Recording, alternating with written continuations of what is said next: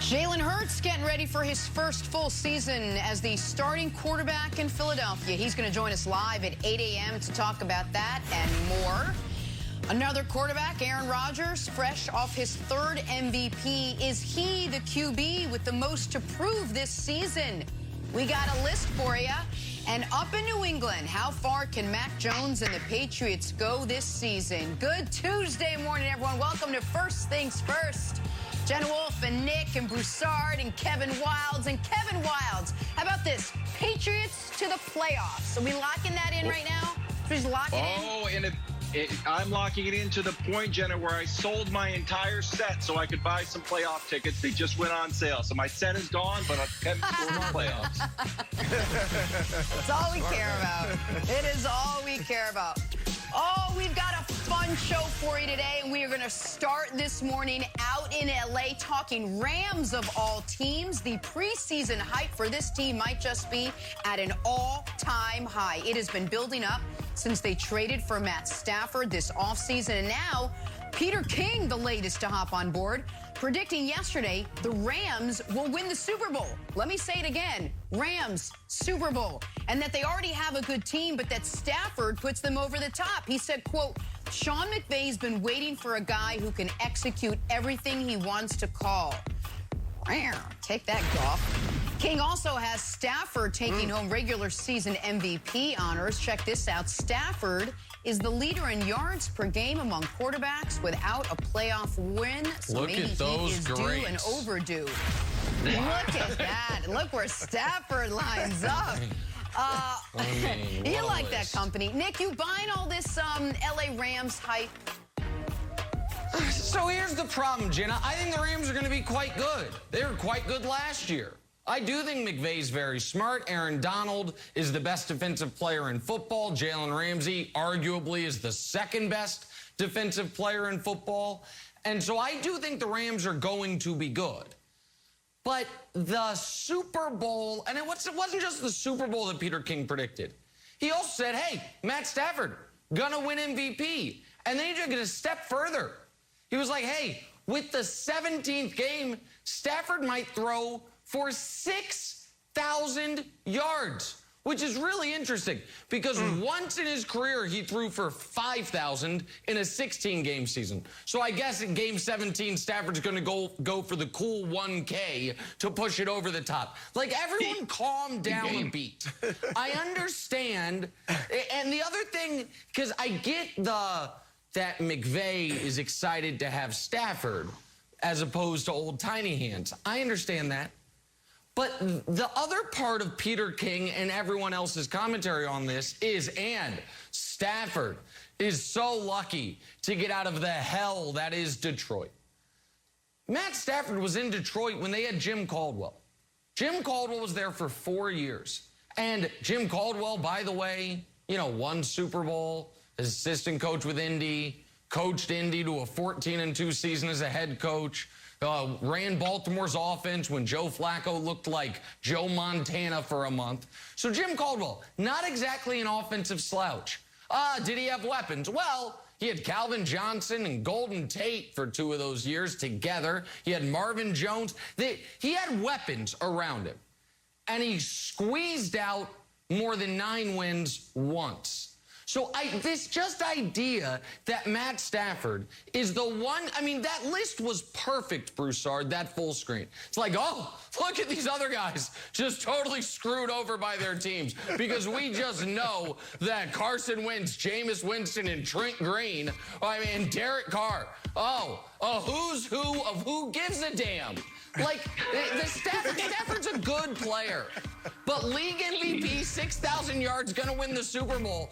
Everyone calm down a touch, please. Yeah, look, what I'm about to say frightens me.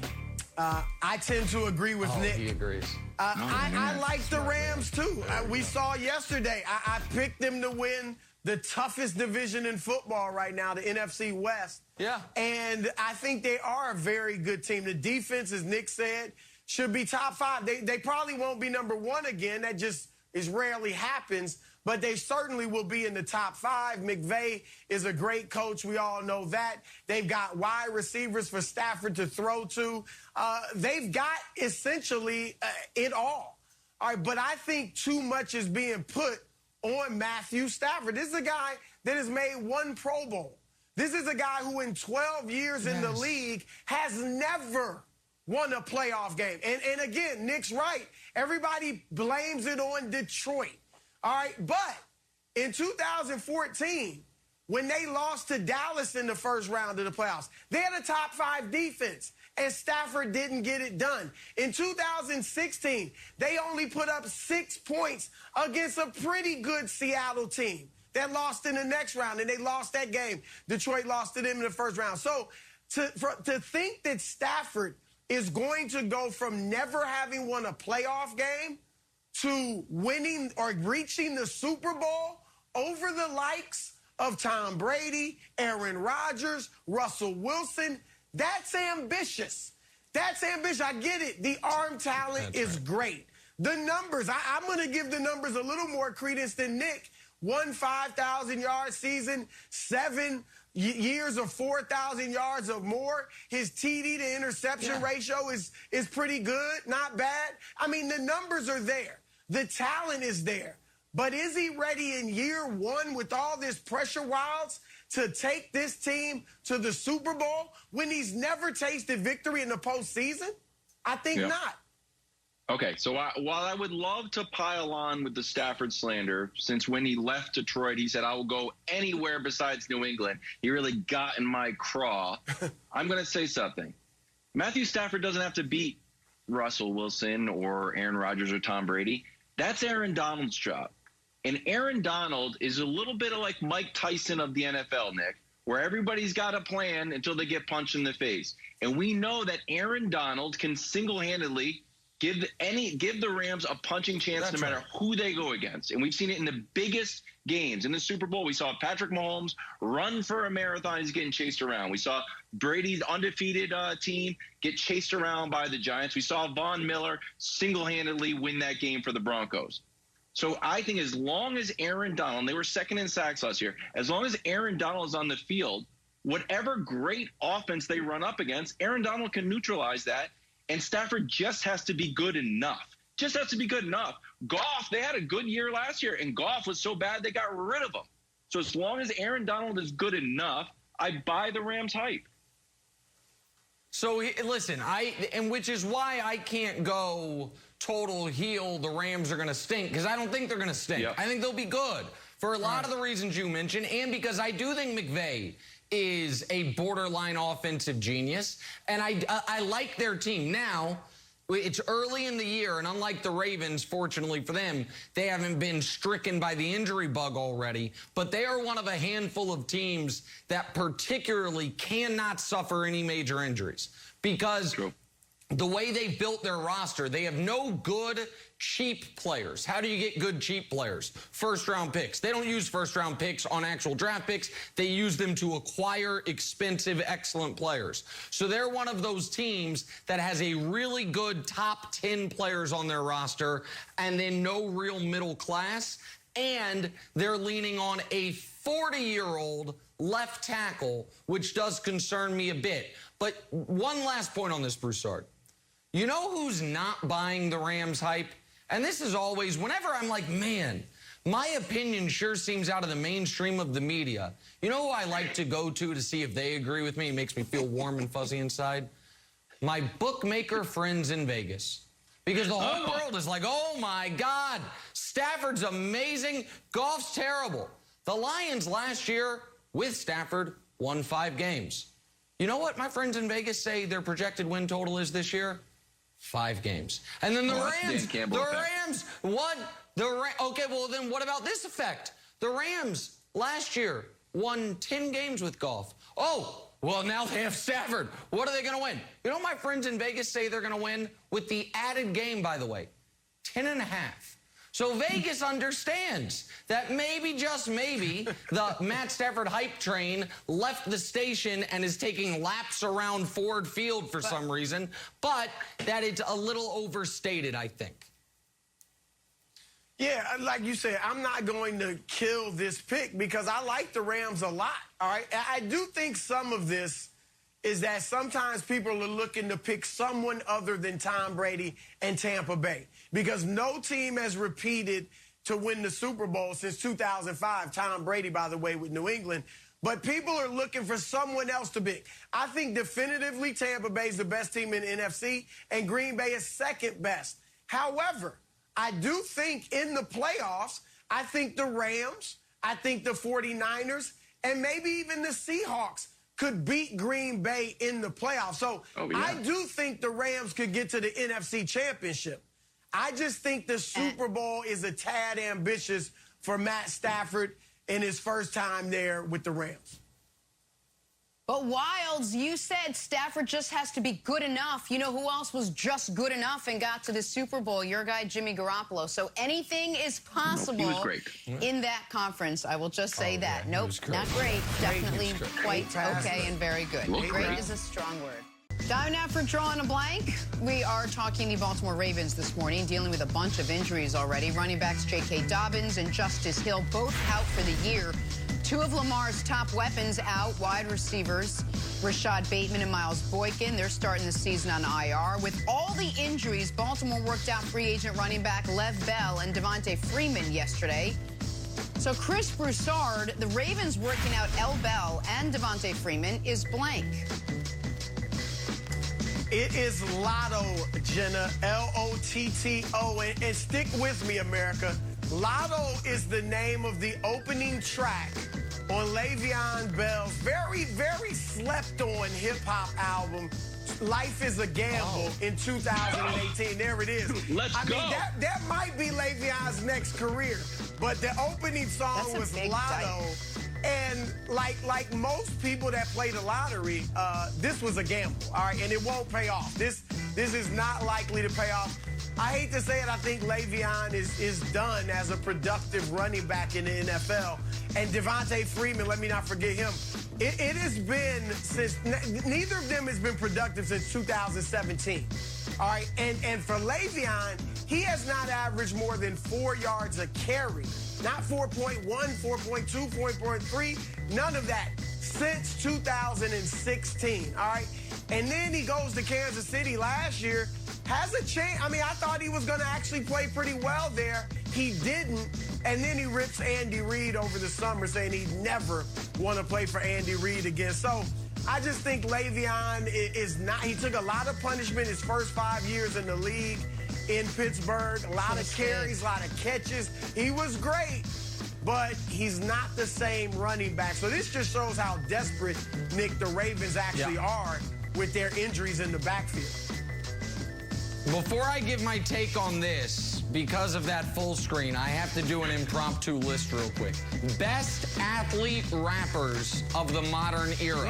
And you didn't have to play professionally, at least college athlete or higher. Number 1, Damian Lillard. Number 2, Le'Veon Bell. Number 3, Chris Broussard. Really? Folks, don't sleep on Broussard's collegiate rapping or basketball career. Folks don't know this. Chris Broussard in college, the dual threat. How do you think he got his wife? He was hooping on the weekdays, rapping on the weekends. That is a true story. There's video somewhere. Now, it was taken with one of those cameras that you got to turn. I'm not sure how those work, but that's how the cameras work. Still photography. They married together. Athlete rapper. I was rapping with the Sugar Hill Gang, right? The Sugar Hill Gang, no doubt. Yeah, absolutely. And they called Broussard Big Bro. Okay, now to this answer. I am going to make this more about the Ravens than about L. Bell. I think this is hyper concerning. Because that full screen, it'd be one thing if it was only their running back room that was bitten by the injury bug. Because then it's like, oh, maybe we can turn this into a positive. We're going to have to throw the ball more. We're going to have to change the offense more and allow some growth from Lamar. But that ain't it. It's his, I would argue, second and fourth best receivers, and then first and third best running backs. And so now all of a sudden, your running back room, it's Gus Edwards, like in the Will Smith scene, looking around like, where is everybody? And this is the tragic episode with his father. Great episode, Fresh Prince of Bel-Air. People know what I'm talking about. And their wide receiver room is leaning on Sammy Watkins staying healthy. And let me tell you something. That's not something you want to lean on. Sammy Watkins, I actually think, is an excellent player for about 6 games a year. And he's the healthy guy coming into the year, along with Hollywood Brown. So I think we are not quite to the Colts season from hell level of concern for the Ravens before the year starts. But Wilds, this is a low-key big deal as the Ravens. It's not just that they're dealing with injuries. They're dealing with injuries at the same position in a year when they're trying to evolve their offense. All right. Before I give my answer, I also have to weigh in on this MC battle that Broussard started. So first of all, if we count J. Cole, J. Cole wears the crown by a large margin. The other underrated person here, Amon Shumpert, is actually better MC than Dame. I'm sorry, it's true. Listen to Amon Shumpert. Really? He's better than Dame. He doesn't put it out there. Amon Shumpert is good. Amon Shumpert is good. Okay, my answer. My answer is throwback. So if Ravens are going hunting, I always like a nice homecoming. So I was like, bring Mark Ingram back. Mark Ingram went with David Culley. So I have a blind reveal, gentlemen. 2 throwback players who are near and dear to everybody's heart, still got a little bit more in the tank. Any guesses? No, reveal it. Frank Gore and AP still out there. Maybe a nice little addition to the Ravens. We'd love to see AP out there, but also Frank Gore. We know Frank Gore, friend of the show. He's 38. It's probably going to be 39 soon. 38. So I would like to see AP 1, Frank Gore 2, or both. Okay, well, listen, or maybe... I mean, they might have to trade a future first-round pick, but maybe they could pry Gio Bernard away from the Bucs and really sway the balance in the NFC. Wow. That's a deep-cut joke for regular viewers. So here's the other part of it, Broussard, and I know we are going to talk about, but you have a list of quarterbacks under the most pressure this season, and I don't want to spoil it, but Lamar's involved there. This puts even more pressure on Lamar because it's going to be figure it out, buddy. You know what I mean? Like, it just, hey, and the Dobbins injury is one of the biggest. I know Dobbins' injury was last week, but there's an opportunity to talk about it. The Dobbins injury is one of, in my opinion, the biggest offseason injuries we've had league-wide this year. Because I think people underrated not only how good he already had been, but what the Ravens were relying on him to become even further, particularly this year. And Gus Edwards is a fine back in bits, in bits and pieces. But if he has to now be your feature back when you're going to lean as heavily on the running game as the Ravens do, a lot of those carries are just going to fall on Lamar's shoulders. And I know that he's shown the ability to be able to withstand it, runs more at a higher rate than any quarterback we've ever seen. But it does feel a little like a gamble to ask Lamar to be your feature or even your secondary back week in, week out, which is the position I think the Ravens are going to find themselves in. No, well, first of all, guys, save that clip of Nick ripping Gio Bernard. All right, save that for the proper time. When Bernard's making 5 big-time plays off catches out in the flats every week, we're going to play that, Nick, and you're going to rue the day. But back to Lamar, I agree, Nick. Look, as Lamar ages, and I know obviously he's still very young, but I think every season, ideally, he would run less and less.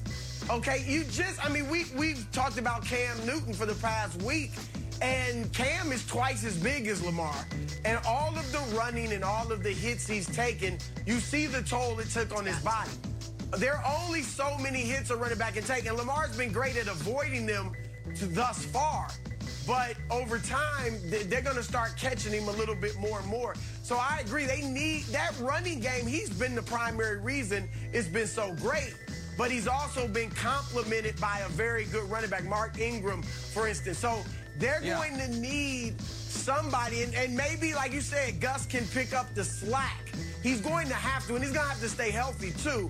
But if the running game is primary Lamar, go out and get us 1,100 yards without a strong running back behind him, that's going to be very tough. And that's going to spell doom, I think, for the Ravens. Well, and the other element of this is Lamar didn't get his contract extension. Now, I don't think that'll change the way he'll play, but it would change the way I'd play. All right, folks, y'all don't want to pay me. I am passing that football. I will start taking hits again once I start getting those checks again.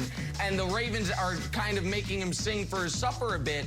Now, the Ravens' schedule, actually, the first 7 weeks is super light. I don't have it memorized, but I know they play Detroit. I know they play Denver. They play the Raiders. I think they have Cincinnati early. So, Kansas City. But mixed right in there is Kansas City. And the problem with that is that Lamar has said there are kryptonite. And now you're going to be playing Kansas City before those wide receivers come off IR, before you have your running back room figured out, and to fall, as I think they are likely to 0-4 against the Chiefs, when they know if we want to make the Super Bowl, we're going to have to beat the Chiefs in the postseason. I just think psychologically that could be tough for them, not to mention if the end of the season, I would say if the 1 seed comes down to a tiebreaker, but the Ravens would have to be like 16 or 15-1 to even be alive, since the Chiefs will be 17-0. So that probably won't happen. But it's just something to keep in mind. You play the Chiefs early, Jenna, when you're figuring out your offense with all these injuries.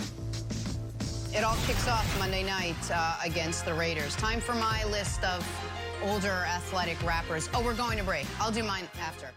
All right, guys, let's get to some football now. Yesterday, we went through the NFC. This morning, Logic is going to take us to the AFC, which the Chiefs have basically owned for the last 2 seasons. But a new crop of young quarterbacks hot on Mahomes' heels.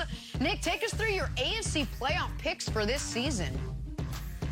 Oh, I would be delighted to, Jenna. There it is. Oh, wow. Those are big logos. The Bills repeat in the East. The Titans repeat in the South. The Browns win the North for the first time in my lifetime. The Browns win the North. The Chiefs, of course, win the West. In the wild card, Ravens do make the playoffs, but their stranglehold on the division ends. The Chargers, that Justin Herbert hype, I believe in it. I think Justin Herbert's sensational. They also won't lose nearly as many close games as they lost last year, where they were just terrible at the end of halves, end of games. And then, you guys know from the preseason pyramid or tiers, Dolphins, Patriots, Patriots, Dolphins, couldn't decide. Ultimately, I think the Dolphins will have the better quarterback this year. I think they'll have the better defense this year, and they certainly have the better skill position guys. So, and they have a good coach. He's not Belichick, but Flores is quite good. So the Dolphins are my final AFC playoff team. So that means out from last year, new teams are Chargers, Dolphins. Out from last year are the Colts and the Steelers. As far as my predictions go, Broussard in the NFC, you cheated off my paper. In the AFC, I'm very curious to see who you have. Let's see it. You did pretty well on the division winners, Nick. Most of them, they were pretty simple outside of the North. Yeah, chalk. But I'm with you. I went with the Browns over the Ravens. Where you went haywire was in your wild cards. I'm with you on the Ravens, but the Chargers, and I do like Herbert, but no, it's going to be the Colts. Now, I'm banking on 2 things with the Colts. Carson Wentz staying healthy. Okay, I get it. That's an if. And Carson Wentz bouncing back and having a big season. So they got a great offensive line. They got a strong running game. I love Jonathan Taylor. They got receivers. The defense is solid. Like, Indianapolis is legit. They did well with an old Phillip Rivers. I think Carson Wentz resurrects his career. And then, Wilds, you will love this. Yeah, buddy. The New England Patriots, I have them returning to the playoffs. Now, I've been rough on Belichick because he is, as great as he has not been good without a quarterback named Tom Brady. He's made the playoffs once in 8 tries without Tom Brady as his quarterback. But I am banking, Wilds, that this becomes playoff appearance number 2 for Bill Belichick without Tom Brady at quarterback. Okay, well, thank you, Broussard. Bill Belichick's 2 Super Bowl rings with the Giants would beg to differ because Tom Brady wasn't on that team. But still, you're on the Patriots bandwagon. We'll take you As out. a defensive coordinator, you mean? As a defensive coordinator? Yeah, that rings still shine, buddy. They're still there in the safety deposit box. All right, I want to tell Nick why I think the Patriots will take the Dolphins spot. So first of all, Patriots weren't good last year. They were 7-9. We had the most opt-outs. We had wide receivers who couldn't catch the ball. We had a quarterback who couldn't throw the ball. And we were only a fumble against Buffalo and a goal line stand away in Seattle from being 9-7. Now we are totally reloaded with a better quarterback, $150 million in free agents, and everybody back from the COVID list. So we got much better. The Dolphins, however, and I think this is probably an underreported story, we have seen how confidence affects even the greatest quarterbacks. We saw Aaron Rodgers play well, but the Jordan Love thing, the confidence thing bothered him, and he's as good as they get. We saw Carson Wentz and Jalen Hurts, who's coming up on the show later on, good tease, Wilds, his play really went down. The Tua thing in Miami, as much as I root for him, I like the guy. I like Alabama quarterbacks now. I like Brian Flores. I think this Tua thing, you would have a hard time convincing me that they're doing all they can to support Tua. They started him, and then they would pull him out of games, and it's like, all right, you're our quarterback now. By the way, let's kick the tires on Deshaun Watson. So if I'm Tua, and I was a high draft pick, and early on there was talks about, hey, should we unretire Dan Marino's number and give it to Tua? All of a sudden has been pulled out of games for Fitzmagic, and now getting flirted. They're flirting with Deshaun Watson. I think Tua's confidence, I wouldn't be surprised if Tua had an underperforming year because the Dolphins have sort of like hurt his confidence. And guess what? Jalen's on right now. We can talk to him. Great. Different Alabama quarterback. We will. Yes, Let's take a turn. Talk some Eagles. A fresh start in Philly this season. You got first-year head coach Nick Sirianni. You got second-year quarterback Jalen Hurts. Hurts ready to make a splash in his first full season as the starter. He's joining us this morning. We got a lot to talk to him about, thanks to his partners at FedEx. Jalen, good morning. Thanks so much for being with us today. Good morning. Good morning. My pleasure. Thanks for having me. Good. So let's start here. You're now a Philly guy. You got a year under your belt. I lived a couple years in Philly. You know this. Philadelphia, tough town to play in. It was a tough town to work in. Amazing fans, but man, they expect a lot out of you. What do you take from what you learned last year into your second year in Philly, now as the guy, kind of a different role with higher expectations? Yes, ma'am. I think my mentality, everything that how I've always gone about my business, it's never changed regardless of the circumstance. I know this is a great city. I'm excited to play for the fans, excited to have fans in the stadium. And I think we're all excited here to, put a show on. We work really hard, and we're excited to go out there and play. All right, Jalen, first of all, obviously I have to start here. It's a pleasure to have a fellow Clutch client on the show. So welcome to the family. It's good to see you, my friend. Second of all, I'm curious here what your reaction in the moment, not right now that you've gotten to know him, but in the moment you got the Twitter alert or the text from someone at the team that the team was trading for Gardner. What your reaction was? I had talked to I talked to the people I need to talk to about it. We didn't want to make it bigger than what it was. He's a great addition to the team, and he makes the room better. Well, so I'm just, because your story is obviously such an interesting one. You're a national champion, and then you end up leaving Alabama. You handle that with the grace that I don't know if there's 5 20-year-olds in the country that could have done that. The way you handled it so well, being a great teammate, then you go do great at Oklahoma. You get to Philly, and you end up taking over for Carson Wentz, and I think the vast majority of people said, okay, this is Philadelphia saying, this is Jalen Hurts' team. But then it seemed like they were waiting to officially name you the starter, and they trade for Gardner. Do you feel like this is your team definitively, or do you feel like that's still somehow up in the air? I definitely do. I mean, it's crazy because, you know, I've been on a few different teams. I've been able to be a part of a couple of different programs in Alabama and Oklahoma. And, you know, when I went to Oklahoma, I worked really hard to build relationships and connect with my teammates and vote me captain in like a short span of time. And yesterday I was actually voted captain amongst the Eagles. So to be given an opportunity to lead this team and represent this team as a captain, it means the world to me. And I want to go out there and play at a high level for everybody in this facility. Jalen, thanks for joining us. People view you as a running quarterback. A two-part question. What'd you work on in the offseason to improve as a passer? And what would your message be, or what would you say to those who want to pigeonhole you into that type of just a running quarterback?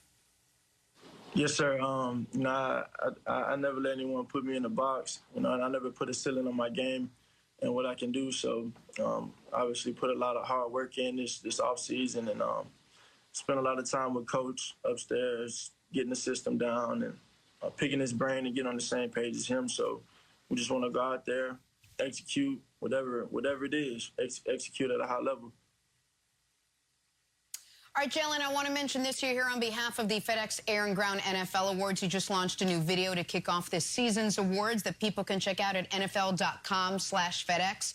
Tell us a little bit about your partnership with FedEx now. Yes, it's a great deal. You know, FedEx has been doing this for the last 19 years, giving out the award for the best performer through the air and through the ground, on the ground.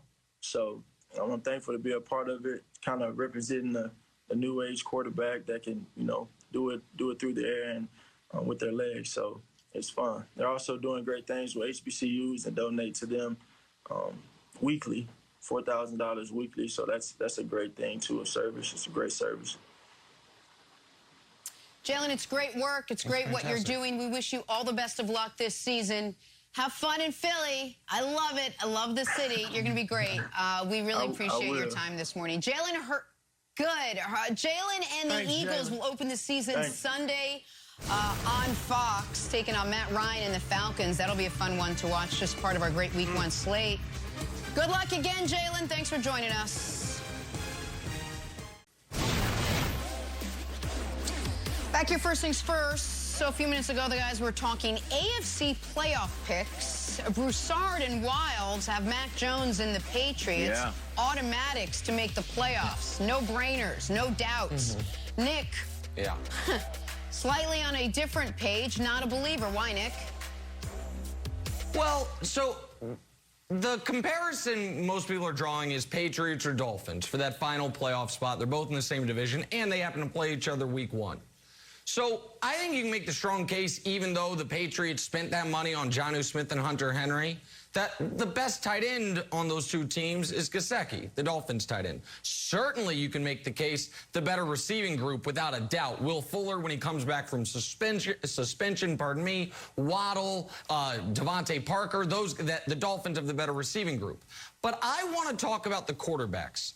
And Wilds, I want to throw this to you, because you remember all the way back yesterday when I made the point that, did you see Clemson this weekend and how terrible that offense looked? It's a horrible and how take. that made me even more optimistic about Trevor Lawrence this year? Well, you know the corollary of that take? Did you see Alabama this weekend? And Bryce Young and his 22 career pass attempts, without, by the way, first round receivers on the field. Well, maybe they'll turn into it. He looked pretty good. Looked pretty good to me. They will. Threw for almost 400, had 4 touchdowns, 0 interceptions as Alabama rolled. And I was like, you know what? That looks a lot like the Alabama offense looked under Tua, who everybody thinks stinks now. And a lot like how the Alabama offense looked under Mac Jones. And a lot like the Alabama offense probably is going to look like after Bryce Young's gone, that next quarterback. And then I said, hey, what are the Heisman odds? Let me look. Oh, Bryce Young, he's first in Heisman odds. And I'm like, oh, so should that affect my confidence level in Mac Jones? Because it did. Did that make me think, oh, maybe that's a little plug and play? And maybe the Mac Jones that I watched all year that I was like, yeah, that's the 6th best player on his own offense in college, is not going to be this instant difference maker against that Brian Flores defense that you seem to be so confident. I know he beat out Cam, and now he's the next Tom Brady, but did that Alabama game not give you any pause, Wilds?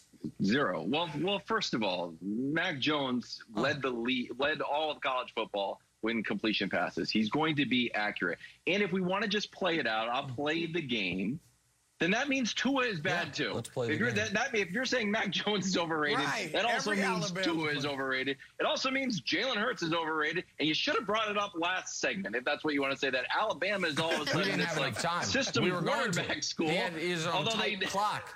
I had to get the Gardner question. It was your next question. We had to get in the back. Yeah, it was the next question. Yeah. I'm not buying that at all. I am buying, Broussard, that Miami is almost like not on purpose, but if it was on purpose, this is the plan you would execute on how to kill a guy's confidence, kill a rookie QB's confidence. Have a supportive veteran, but then pull out the supportive veteran and put in Tua too early. We don't need to win the games. Take him out of the games, not once, multiple times. And then, all right, we're going to ship Fitzmagic out so it's your team. All right, we'll get through a little bit, just a little bit of training camp, and then have public rumors out there on purpose as sort of a weather vane of like, what about Deshaun Watson? How would Miami feel about Deshaun Watson? Is this too hot or is this too not? In the process, killing Tua's confidence to the point where Brian Flores has to go out and say, this is our quarterback. I can't make it any more clear. This is our quarterback. Broussard, it's like when a coach is going to get fired. It's like, this is our guy. Like, no team who has a quarterback is saying this is our quarterback. The Chargers are not there to be like, you know what? Justin Herbert is our guy. Like, yeah, obviously. So if you have to say it, something's wrong. I think the Dolphins have shot to his confidence. Meanwhile, the Patriots are doing the exact opposite thing, boosting Mac Jones up, going to probably let him wear number 12. He's playing so well. So Patriots up, Dolphins down, unfortunately, although I like Tua. Well, apparently, Wiles, that type of indecisiveness from your decision makers engenders confidence in Nick Wright. I mean, Nick loves these Dolphins despite all their shenanigans. Nick, that Alabama take was beneath you. You're better than that. You're better than that, Nick. Just keep that college take away to yourself, all right? This is why the Patriots are better than Miami, all right? Their defense, Belichick, we know. Bill Belichick is a defensive expert, all right? Genius, if you will. Yeah, all right, that defense was ranked 7th last year with all the people sitting out for COVID. Now they got Dante Hightower back. Kyle Van Noy is back. They add Matt Judon. The defense is going to be stout. All right, offensively, Hunter Henry, Jonnu Smith, you mentioned them. Whether they're the best tight ends in the first week of the game or not, they are very good tight ends who will help Mac Jones. The offensive line, one of the best in the league. That means they are going to have a strong running game. And they did add receivers. I mean, Kendrick Bourne and Nelson Aguilar, he can drop a few, but he's not bad. I don't mind Nelson Aguilar. All right, and here's all that Mac has to do. We saw Mac and I get it, it's the preseason, but he's a big-time decision maker. He's very smart, and he's accurate. Smart and guy. Nick, all he has to do is manage. He's going to manage the game. He'll make some plays here or there, but for the most part, he's just got to manage. And I know we want to shoot him down because he's a rookie. Rookies don't lead their teams to the playoffs. No. Well, Ben Roethlisberger did it. I believe it can happen. Russell Wilson and I think with a great coach like Belichick, it's going to happen. Okay, some of these, there are things that just keep getting said about the Patriots last year that must be corrected, Wilds. The first one is this idea that it was Champ Bailey and Mike Singletary that opted out and they're coming back. Stop it. Oh, my God. They didn't have Dante. Dante Hightower's a really good player. And then a bunch of who cares opted out. He's a really good player, and then a bunch of guys opted out. The other one is this. Oh, the Cam fumble against Buffalo. If he doesn't fumble, they win. That is a lie. That it's not as bad as the if Kyrie doesn't make the shot, LeBron loses the finals lie because the game was tied. The Patriots were down 3 driving to kick the tying field goal when Cam fumbled. If Cam doesn't fumble and then they make the field goal, then they get to overtime. They were not, 2 bounces away and they're a playoff team. Momentum. It's crazy. And momentum, sure. Just this idea that the Patriots offense is just such a well-oiled machine with all these elite playmakers. You just need a quarterback who's not going to screw it up. That's not true. It's just not true. If the most accomplished player in your entire offense is Hunter Henry, then guess what? You need your quarterback to make some big-time throws. So we'll see if he does it, Jenna. But everyone has gone crazy on this. They'll be fine. And Belichick coached the defense up. But just don't make mistakes. When you have playmakers like Harris in the backfield and Henry and Smith at tight end, it's Gronk Hernandez. And, have you seen Kendrick Bourne, who's got the exact body type I do? Like, stop it. Everyone, take a breath. Take a breath. Taller than you thought. Jenna. So, just so I'm clear, you're not in on the Patriots making the playoffs. I just want to make sure I fully understood where you're going with it. Not in. Okay. Yep, just want to make sure. Back here talking quarterbacks on this last morning before school starts in my household. Nobody happier than I am. The weight of the world will be off my shoulders, but on quarterback shoulders as they get ready to start the NFL season. Give me a player who does not feel the pressure days before the start of a new season, or the parent who doesn't feel the weight lifted off when the kids go back to school. Dak and Brady, 59 hours and change from kicking it off, counting it down. Chris Broussard, why don't you start us off? Take us through your list of the 5 quarterbacks under the most pressure this season. I'm excited for this. Oh, my God, I'm excited. All right, Jenna, Let's go. At number 5, we've already talked about him, LaVar Jackson. All right, I may have never seen a player who's accomplished so much so soon be so doubted. And that goes from organizations, media, to players. He has gone, last year he was the #1 ranked player by the players in the league. This year he's 23rd. All right, we saw 3 receivers, Kenny Golladay, John Smith-Schuster, also known as Juju Smith-Schuster, and T.Y. Hilton turned down the Ravens, all right, in free agency. People have their doubts about LaVar Jackson. They think he's going to fall off. And look, to be quite honest, last year he didn't throw the football as well. Yards were down, touchdowns were down, interceptions were up. So, and here's the final kicker. He still has not signed his big-time contract extension. He's still looking for that contract extension in between $40 and $45 million a year. So if he doesn't get it done this year, and I don't mean get to the Super Bowl, but he has to show that he can throw the ball consistently and be more of a passing quarterback than a running quarterback. That's what people want to see. So their pressure is on LaVar Jackson. All right, Jenna. Number 4. At number 4, Carson Wentz. Keep going. Yeah. All right, look, this is a guy that a few years ago people thought was going to be a superstar, and he was in line, en route to winning the MVP award. And now, of course, he's an afterthought. All right, he's back with Frank Wright in Indianapolis, the guy who took him to the great heights that he reached in 2017. So, and this team is built to win now. Great offensive line, good running game, good defense. They are expected to make the playoffs.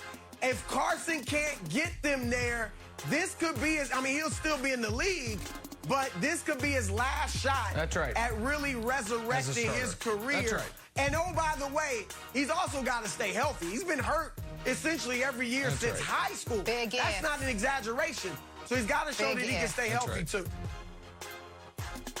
Yep. All right, at number 3, Matthew Stafford. We started the show off. Peter King and other experts have picked the Rams to make the Super Bowl. All right, Matthew Stafford had never even won a playoff game. Peter King picked him to be the MVP. He's only been a Pro Bowler 1 time. There is no excuse. Everywhere else, they're stacked. Great defense, great coach. great receivers, it's on Stafford to prove that he's a winner. I like that. That's all right, good. There he is, Tua Tagovailoa. Oh, wow. We talked about it. Tua, Nick said it. Everybody thinks he stinks. I've never seen a guy so disrespected after 10 games. Facts. All right, his team's trying to trade him for a guy that may never play again in the NFL, Deshaun Watson. And the insiders are telling you, if that trade were made with Houston, guess what? The Texans don't want Tua back in the trade. So people don't think Tua can play. All right, pressure is on him to show something.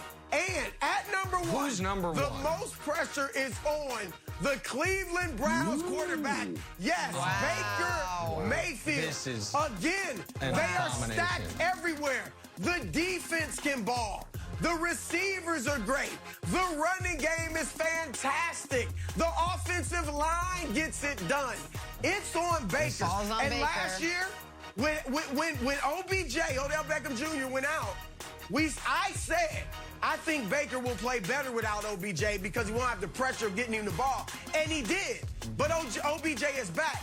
Now, can Baker show he's that leader on the team who can handle having a superstar celebrity receiver and not feel the pressure to force the ball to him? This is big for Baker. And again, like Lamar, has yet to sign the lucrative contract extension. I know you wanted Aaron Rodgers. Yeah. I know you wanted Dak Prescott. No. But these five have the most pressure on them. Mark a brother's words. No, okay. Broussard, I say this gently. That's an abomination of a list. It's just terrible. There's no way around it. What? Listen, Wentz and Stafford, you can make the argument. So Stafford, I do think, is under a lot of pressure for reasons you mentioned. Yeah, the other guys are not. Everybody's got pressure to a degree. But I'm going to give you names far more so than this list. Stafford's there. Stafford has a lot of pressure. I would put number 4, Jimmy G. Hey, Jimmy Garoppolo. How about if you don't play well? Yeah, he's going to have to pick up and move his life and maybe be a backup. Number 3. What about the pressure of expectation? Josh Allen. Josh Allen, hey, you've had one good year. You got the best contract any player's ever gotten, and now you've got to live up to it. And then all tied at number 2. It's hey, five, guys, no pressure Nick. at all. It's top 5, not top 8. Yeah, I know, but these are all the same. It's not top 8. What in the world? Then drop what is this? First of all, that's 7 names. That's 7 names, first of all. 7. Second of all, they're all in the exact same boat. Wentz, Goff, Darnold. All top 3 picks who are on their second teams who are playing to be starters. If they're bad, if any of them are bad this year, they are now backups for life. You were a top 3 pick. You're on your second team. Your career is hanging by a thread. And then a guy you didn't even mention, old Danny Dimes, top 10 pick, year 3. He threw 10 touchdowns last year. Here's the other guys. Are they going to get a big contract extension? Is his next contract going to be at Staples? Is Daniel Jones's question. So he's under a bit of pressure. And so this idea that Baker and Lamar are under more pressure than the guys on this list or even Tua, it's just like Carson Wentz, Jared Goff, and Sam Darnold, they're going to be backups. Daniel Jones is going to be out of the league. Josh Allen, that Bills Mafia is going to be throwing you through tables if you're not good this year after you get all that money and all that hype. So, I just don't know how Baker comes number 1 on the list when I think he's actually somewhere like 12 wilds. I can think of a lot. I gave you 7 names right there. You can probably, if you want to add Tua ahead of Baker, I would listen to it. When you give 7. What disqualifies me? Come on, when you give 7. Okay, 7. Giving 7. There was a top 5 for second. Well, it wasn't also tears. under a tremendous amount of pressure is our producer, Sam Pepper. When Broussard got the beautiful graphic with the 5 quarterbacks, and Nick just had a text list that Dusty made on his phone. This post-show meeting there's going to be some problem. All right. Hey, Broussard, what do you think about Russ? I feel like Nick's list had a lot of guys that are sort of a make-or-break year. Russ has been to the Super Bowl. He's got a ring, but he flirted with leaving the team, and we put a lot of the blame on Pete Carroll and the way that offense ran. But and the defense was tough, although they got better later in the year. But when you look at interceptions, when Russ started giving the ball to the other team, the leaders in interception last year, Wentz, who didn't play all the games, Drew Lock, Russ, and then Goff. So if Russ doesn't play well, and it's some sort of mixture of his fault and the offense's fault and Pete Carroll's fault, I could see him wanting to fire up the I want out of here mill again, and maybe he leaves. How much pressure do you think Russ is in? Why didn't he crack your top 5? I mean, he did talk, obviously in the offseason about wanting to do this and do that. So I get what you're saying. But Russ is a made man. He's got a Super Bowl. If they win 9 games and maybe, let's say, worst case scenario, miss the playoffs, what's going to happen to Russ? He's still got his money. He's still viewed as a great quarterback, probably on his way to the Hall of Fame. So I just don't think this, like the drop-off, if he doesn't win, is going to be minimal. That's why I wanted to put Aaron Rodgers in there because, people say Aaron Rodgers is the best guy to ever throw the football, or at least until Pat Mahomes came. He hadn't been to a Super Bowl in a decade. He's only been to 1 in his career. So I think there's pressure on him. I wanted to get him in the list.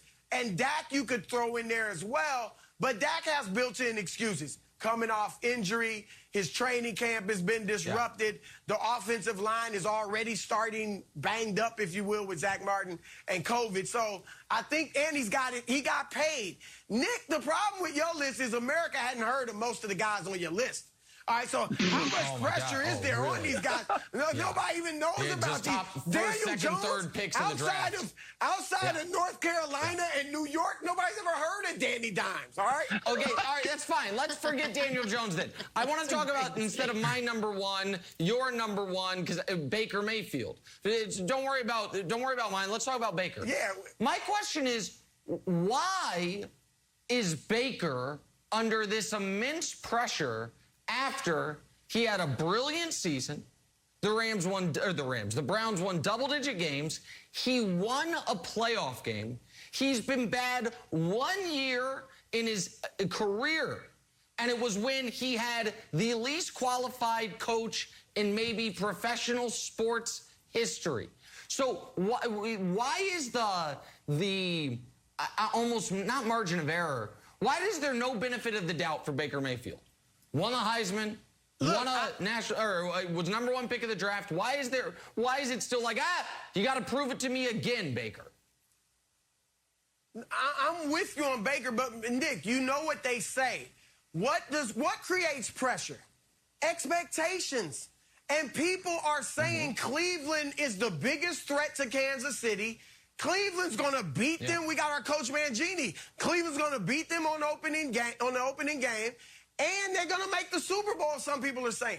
That's pressure. And here's the thing, Nick. If they don't, are people going to blame the receivers who are very good and proven? Are people going to blame Nick Chubb and Kareem Hunt, the running game, that offensive line, Kevin Stefanski, Myles Garrett? No. They are going to point to Baker Mayfield. I'm with you. I think he was very good last year, but he hasn't played to the level of where now he's a made man. And I mean that without the Super Bowl ring. But, we know every year Baker plays now, he's going to get it done. He's not there yet. So that's why I just think the expectations have put a ton of pressure on him and Matt Stafford. All right, your explanation has upgraded the list from abomination to just poorly constructed. So I'll give you credit for that. Where I disagree is that you said, who are they going to blame? I'll tell you right now, if the Browns aren't good, you know who's going to get blamed? My old buddy who used to have the yellow hair, Odell Beckham Jr. Folks are like, somehow. They took off when Odell left. Now he's back. They sink again. Guess what? If the Browns start slow on a sports talk show coming near you, there will be you know what will break out of the archives? Let me dust this off. Here's Odell on a boat.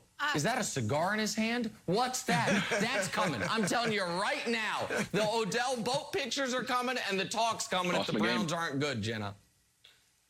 I would argue Baker will be in that conversation. Say what you will. Baker gets tossed in there as well. Maybe not as much as OBJ, but Baker gets thrown in there. Look who we got. Former Pro Bowl linebacker LaVar Arrington joining us this morning. Good morning, LaVar. Thanks for being with us. We are talking AFC playoffs this morning. Earlier in the show, Nick unveiled his, no surprises really for the division winners, Bills, Browns, Titans, Chiefs. Wild card teams were the Ravens, Chargers, and you got Tua and the Dolphins there. Broussard had the same 4 division winners, but the Colts and Mac Jones and the Patriots swapped into wild card spots. LaVar, I'm going to start with you. Broussard has the rookie taking the Pats to the playoffs. You agree with him, Patriots? It pains me to do this because so many people are on the positive train of Mac Jones. But I just don't see him leading them to the playoffs. I don't see them being a wild card team. If I'm looking at it from a critical eye and a critical perspective, I think that you can't count out the Ravens to win the division for one. You can't count out the Steelers ever because it's just not on the record book. Their resume says that they win under Mike Tomlin. So you can't just write that off and say that the Browns are going to be the division champs. It looks like it lines up for that because they have injuries in Baltimore. They have age issues and line issues for question in Pittsburgh. But nonetheless, these are still the big brothers on the block. And until Cleveland proves that, you'd have to assume that Cleveland could be a playoff team, but could ultimately slip into being one of those wild card teams as well. So when I look at what the Patriots are going to have to do in order to qualify, I see more teams that make more sense to make it to the playoffs this year than a rookie-led New England Patriots. A team to look for that people may not be discussing right now, I wrote them down, are the Broncos. Make sure you pay attention to the Broncos. Okay. This could be a dark horse team to pay attention to. I would give them way more of an opportunity to make it to the playoffs in a wild card bid over the New England Patriots. Sorry, Wilds. Wow. LaVar, yeah. I got to correct you. I mean, and I like what you said about Pittsburgh. You're right. I don't think they can win that division. But they certainly, I think, are going to be in the playoff hunt. That's Mike Tomlin's history. But you are sleeping on the Patriots. I've been rough. Maybe you've heard me say Bill Belichick has missed the playoffs 7 of the 8 years that he's coached in his career without Tom Brady at quarterback. But I'm betting on him this time because that defense is going to be tough. It was pretty good last year. And now they got Dante Hightower back. I don't care how badly Nick disses Hightower. He can play some football. No, I didn't diss Hightower. In Matt Judon. Hold on. Kyle Van Noy is that back. comment. You did. I demand you rescind the comment. Hightower's the one opt-out that mattered. Go ahead. He did say that. Hightower's awesome. You'll give it, but go ahead. Did say that. All right, so the defense is going to be very good. The offensive line is one of the best in the league, all right? The running game, they're going to go back to what they like doing. They're going to run the football first. Damian Harris and those guys, they're not big names, but they're going to get yardage. They added the tight ends, Hunter Henry, Jonnu Smith, got some better receivers. All I'm looking for Mac Jones to do is make smart decisions and make a play here and there, and I think he's very capable of making a play here and there. I'm not saying they have a ton of stars around him. They don't. But for the most part, they haven't had a ton of stars in the Belichick era. All right, they've gotten it done with the system. Main star. And now you got a quarterback. You're right. And Mac Jones, I'm not going to put him in time. I'm not going to put them in the same sentence. But I think Mac Jones has shown the ability to be a very good game manager who can make plays when necessary. So I think they got a great shot. In fact, I'm saying, Nick, that they are going to make the playoffs. Okay, so the opt-outs thing about last year, just let me address it real quick. They had 7 guys opt out. Oh, they're going to be so much better when those guys come back. The problem is 5 of those 7 might as well have opted out this year too because they're not on the Patriots anymore. The guys that are back from opting out last year are Hightower, who's really good, and Brandon Bolden, who's their 3rd or 4th running back. So this idea that they're just going to get this infusion of talent from guys who were sitting out last year, it's not true. It's Dante Hightower, who they get back from last season, just like he had missed it with an injury, but he missed it because he sat out due to COVID. You'd be like, oh, what about Patrick Chung? Not on the roster. What about Marcus Cannon? So it's Hightower. But this other idea, Wilds, that the Patriots, my God, the Patriots, have you seen that roster? They have 2 tight ends, neither of whom has ever had 800 yards in a season. And they've got these receivers, one of whom Philadelphia couldn't get rid of quickly enough, even though they need receivers. Another of whom, N'Keal Harry, has said this offseason, hey, guys, can I play literally anywhere else? And Jacoby Myers, who was a street free agent a year ago, and Kendrick Bourne, who was the 4th option for his last team. That when you have that, and don't even get me started on Damian Harris, who very well might be the 12th best running back in the NFL. Like that, when you have an offense like that, you just need a quarterback to not screw it up. I mean, when you have these Ferraris on the outside, that's not true. He's not taking over the 2007 Patriots, the 2011 Patriots, or even the 2013 Patriots. He's taking over a Patriot team. They spent all this money. Yeah, because they were out of talent. Because Belichick hasn't had a first-round draft pick. He's signed to a second contract in damn near a decade. So because of that, they had to go spend money. They should be fine. But this idea that Mac Jones, no. What? It'll be easy for him. Why? Why? Yeah. Wait, no, maybe you're right. You know what? You convinced me. You convinced me. Lifelong Patriots fan, but Nick, that little rant that you just convinced me. We are not going to make the playoffs. Now, I know the defense is going to be great, and no one debates it. That is a fact. Let's put that aside. We know special teams in Matthew Slater, and we know that Belichick always makes special teams a priority. We know they're going to be solid, too, but let's throw that aside. We know the offensive line, according to Pro Football Focus, is going to be top 5. But offensive line, who cares, right? Mahomes can do it all himself. You don't really need a great offensive line. Let's put that aside. We know the running game is going to be fantastic. Let's put that aside.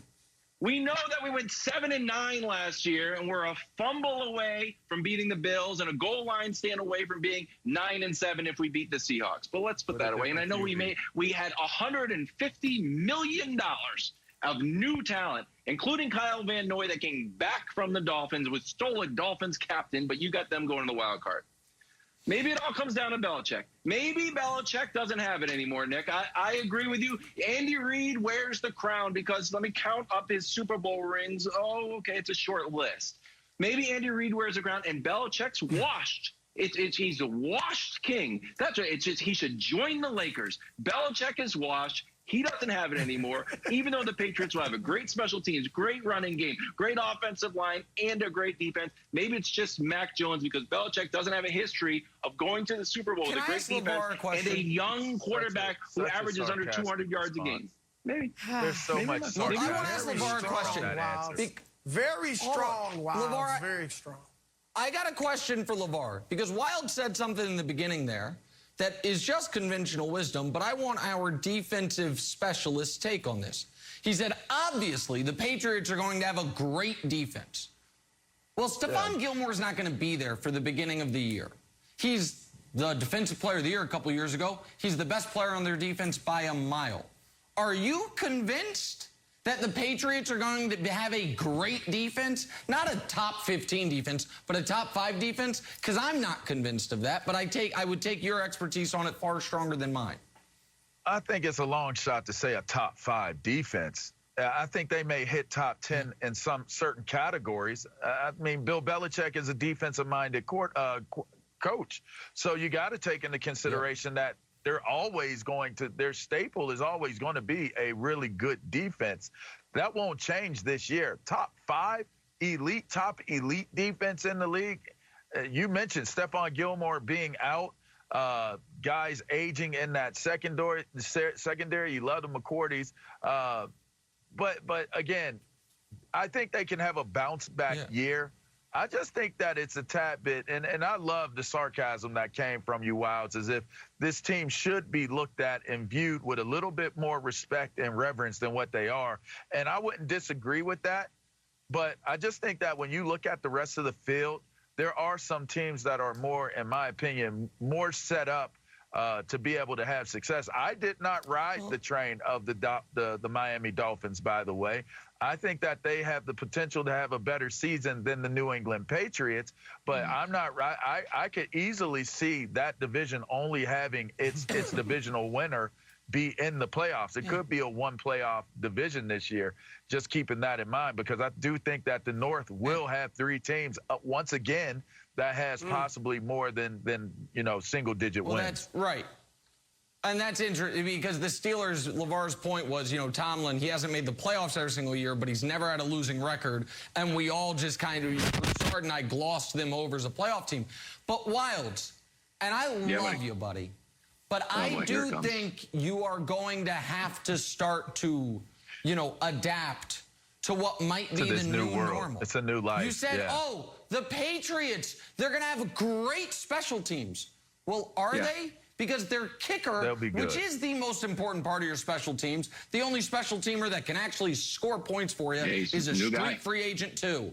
Yeah, new guy. Yeah. So, maybe you guys are on the kicker carousel like you were last year for the first time in forever. And the defense, oh, my God, we got Kyle Van Noy back. You know why? Because the team that gave him all the money was like, they didn't want him. Out of here, buddy. We don't want him. They didn't want him. It's like, we got this great offensive line. You know why you got a new right tackle? Because the team that gave him all the money, Trent Brown, was like, get out of here, buddy. And he came back. So Jenna, there's a lot of, they're going to be great on all these things that I don't have the evidence for. Sorry, we're piling on today, Wilds. I feel for you. You just hang strong, hang tough. All right, we got to the NFC yesterday. Don't let them sway you, We did the AFC today. Tomorrow, these guys are going to unveil their Super Bowl picks as we continue to count down to kickoff Thursday night. Who's going to win it all? Tomorrow morning, 7:30 Eastern. Right here on First Things First, probably Buffalo.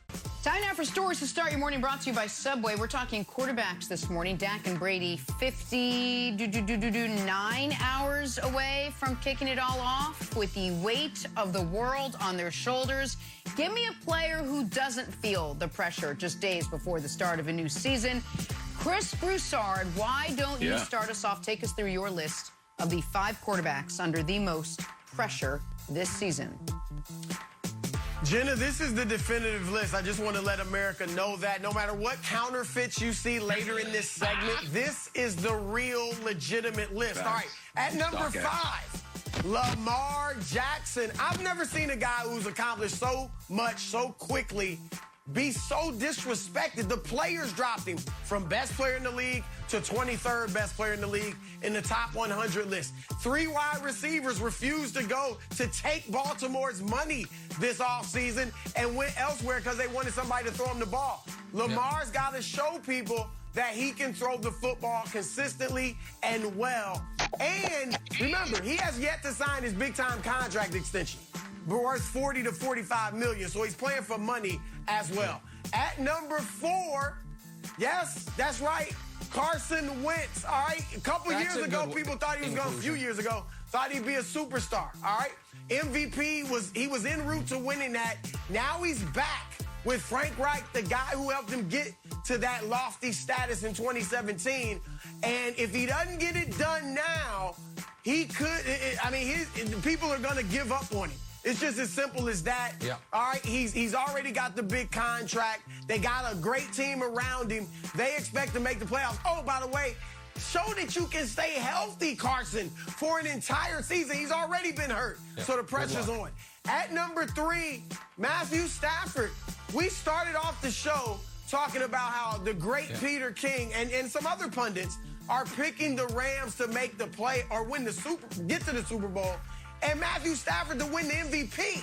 Now, Stafford has only made 1 Pro Bowl. Stafford has never won a playoff game in 12 seasons. And if you look at the Rams team he's gone to, they are stacked, loaded on the defense, loaded with the receivers, nice offensive line. It is going to be on him. If he can't have success with this team this season, people are going to point directly at Matthew Stafford, especially when you consider they gave up Jared Goff, who had led them to a Super Bowl, 2 first-round picks, and a 3rd-round pick. Yeah. Pressure's on, buddy. That's right. All right, at number 2, Tua, no pun intended, Tua. Tonga Viola in Miami. Too early. Vic, you said it earlier. Everybody in the league thinks he stinks. 10 games he's played, and people are down on him. The team in Miami, they're looking at trading for Deshaun Watson, who may never play another football game in the NFL. We don't know. That's how much they're down on Tua. And then the word around the league is that, from insiders, is that if Houston makes that trade, they don't want Tua back. So what are we talking about? After 10 games, people are ready to throw this guy out and make him a career backup. Tua's got to show him he can ball. And the quarterback with the most pressure, Nick, I know you'll love this one, Baker Mayfield of the Cleveland Browns. People are thinking Baker Super Bowl. People are thinking Super Bowl. They're not going to blame that defense, which is much improved. They're not going to blame those receivers. OBJ, he'll get a little blame. But Jarvis Landry, they got nice tight ends. They're not going to blame Nick Chubb and Kareem Hunt. That running game, Kevin Stefanski, that front office, none of them will get the blame if the Browns underachieve. It'll be on Baker Mayfield. Plus, like Lamar, Nick, he hasn't gotten the loot yet. The bag, the cheddar. He needs to get the cheddar, so the pressure is on. Yeah, but here's the problem with your list. You have guys who are facing more pressure when the question is, how much money is the second contract going to be, higher on the list than guys who the question is, am I about to be out of the league? Is my career about to be over? Am I about to be a lifetime backup? So I'll give you my top 5, was actually a top 7 because there's a 3-way tie for second place. So if we want to just focus on the top 5, just look at rows 1, 2, and 3. Daniel Jones under more pressure than anybody. He's a top 10 pick who last year threw 10 touchdowns, 11 interceptions, and might be out of the league if he's terrible again. Wentz, Goff, Darnold. Second pick, first pick, third pick of their respective drafts, already on their second team. If they're bad this year, they are backups forever. And then the pressure of expectations. Josh Allen, oh, you had one great season? How about we give you the best contract in NFL history? Oh, just all you got to do is go do it again. So those guys, to me, are under the most pressure. Jimmy Garoppolo, if he gets hurt again, nobody is trading for him to be the starter. He is in the backup lifestyle. And then Stafford, for the reasons Broussard said, because the hype train is too high. Now, Wilds, I know what you're thinking. You're thinking, Nick, how have you left off Mac Jones? He's got this, I mean, he basically has the 72 Dolphins around him, so all he has to do is not wreck the car, and so there's a lot of pressure there. So Mac Jones didn't make it. And Wilds, I don't understand, like, what more? I'm going to sound like the guy in the video again. Leave Baker alone. What more does Baker Mayfield need to do for you folks to lay off him? Number 1 pick, awesome as a rookie, fantastic year 3, great in college. Everyone's like, oh, need to see more. You've seen a lot. Won a playoff game last year. Beat Big Ben. Seems good. Seems like a good player. I like him. So that's, I don't like Broussard's list. It's a bad list. Sorry. Bad list. Well, I want to dig into your list real quick before we talk about Baker. Why do you have Josh Allen on your list and not Dak? It feels like Dak is in the same boat as Josh Allen, has a huge contract. Dak's had more than one good year. Dak's had more than one good year. We don't think Dak, like, to me, we know who Dak is. Josh Allen was terrible, then he was mediocre, then he was amazing. So, like, and he got paid off the amazing. So that's why, like, if Dak was awesome as a rookie, he was quite good year 3, like, we've seen him be good multiple times, Wilds.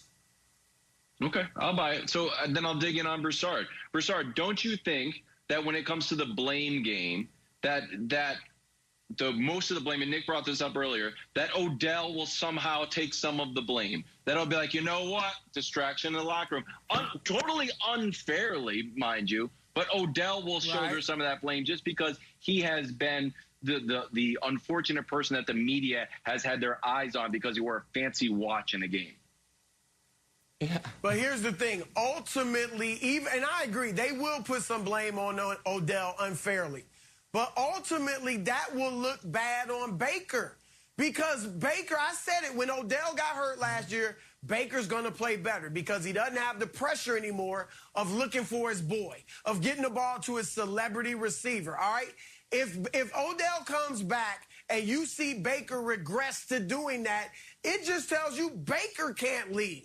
That Baker doesn't have a strong enough personality to say, hold on, Odell, I'm going to get it to the open man. You my man, but just run the routes, and I'll get you the rock, all right? You have to have a quarterback that can take charge, and if he lets OBJ's personality overwhelm him, that speaks of Baker. And, Nick, look, you're saying what does Baker have to prove? Why haven't the Browns signed him?